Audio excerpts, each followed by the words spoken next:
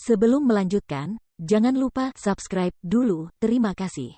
Bab 591 Sebuah peristiwa besar di Provinsi Liang. Acara besar di Provinsi Liang. Ini adalah bab yang disponsori oleh Aaron Triska, Joseph Vitu dan Mario Larimore dan Ronald Ochieng. Saya mengucapkan terima kasih kepada Anda semua atas nama para pembaca. Dan selamat datang di patronku. Tubuh Litian yang gemetar. Jelas terlihat bahwa tubuhnya kelelahan. Ketika dia melihat tetua agung terbunuh, dia putus asa. Harapan terakhirnya hancur, harapan bahwa dia akan selamat hari ini. Tan Zihao menunjukkan rasa takut tertentu terhadap Jiang Chen di matanya. Awalnya, dia seharusnya membantu Jiang Chen untuk melawan serangan tetua agung, tetapi dia tidak pernah menyangka bahwa Jiang Chen bisa begitu kuat. Dia langsung membunuh tetua agung.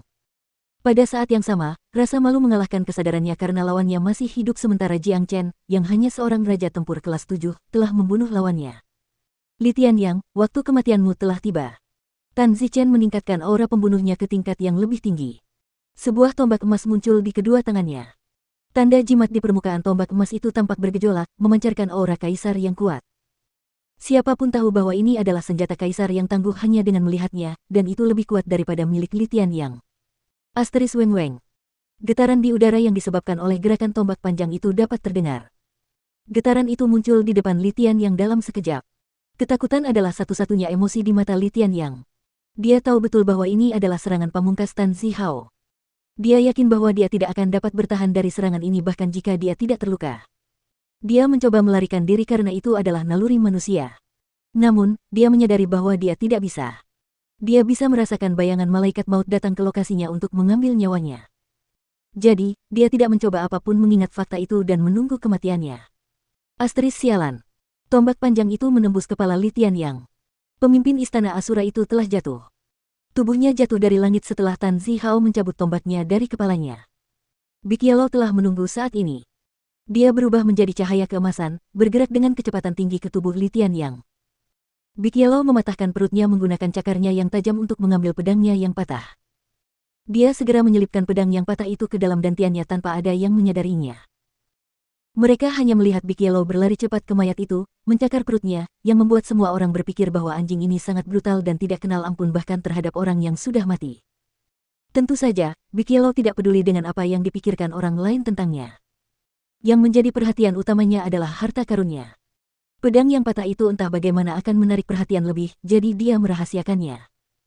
Namun, bahkan jika pedang yang patah itu terungkap, itu tidak akan menarik terlalu banyak perhatian karena itu tidak ada bedanya dengan besi tua. Ketika seseorang meninggal, dantiannya akan hancur juga dan apapun yang disembunyikan atau disimpan di dalamnya akan rusak parah. Untungnya, reaksi cepat Big Yellow telah menyelamatkan pedangnya, itu sama bagusnya seperti terakhir kali.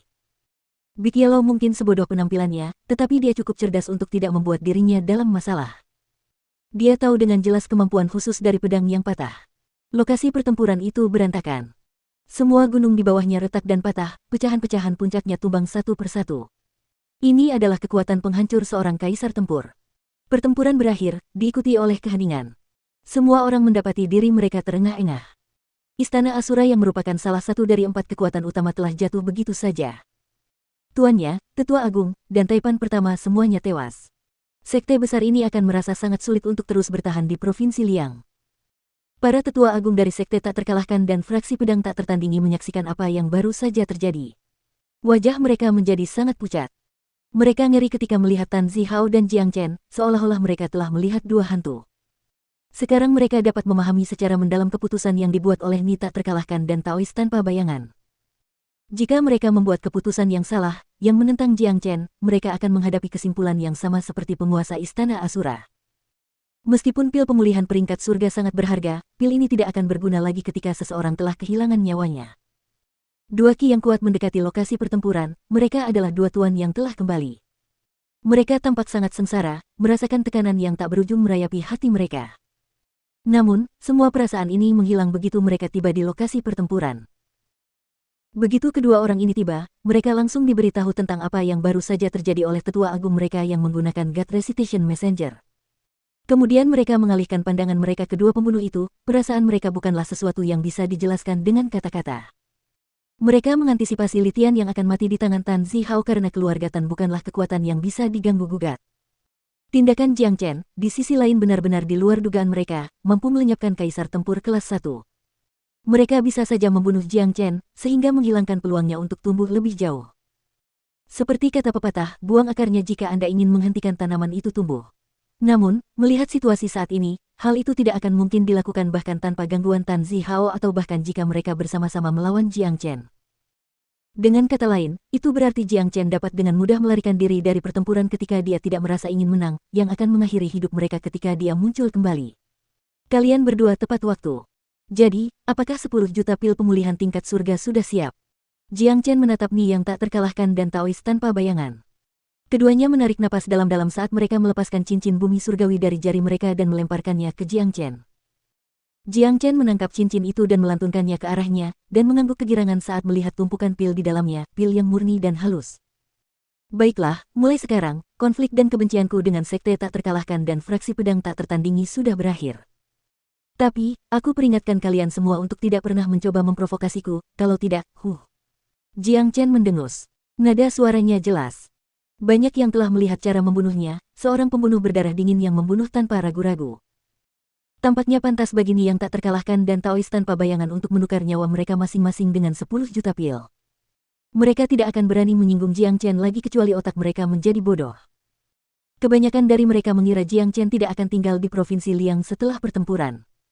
Mengapa seorang jenius tinggal di negara kecil seperti Provinsi Liang? Dia seharusnya menjelajah ke wilayah misterius. Selamat tinggal. Ni yang tak terkalahkan dan Taois tanpa bayangan berbalik dan pergi setelah menunjukkan tinju mereka di depan dada. Kedua tetua agung tidak berani tinggal lebih lama lagi dan mengikuti kedua guru itu dengan cepat. Semua orang terdiam tentang seberapa besar kerusakan yang telah ditimbulkan Jiang Chen pada kedua sekte. Tidak ada kesempatan untuk membalas dendam mengingat kekuatan dan kemampuannya saat ini. Tan Zihao menyimpan pedang panjangnya dan datang ke sisi Jiang Chen. Saudara Jiang, jika bukan karena pertolonganmu waktu itu, aku khawatir Tan Zihao sudah tidak ada sejak lama. Saya juga harus berterima kasih atas bantuan Anda hari ini. Jiang Chen tersenyum. Dia tidak menggurui.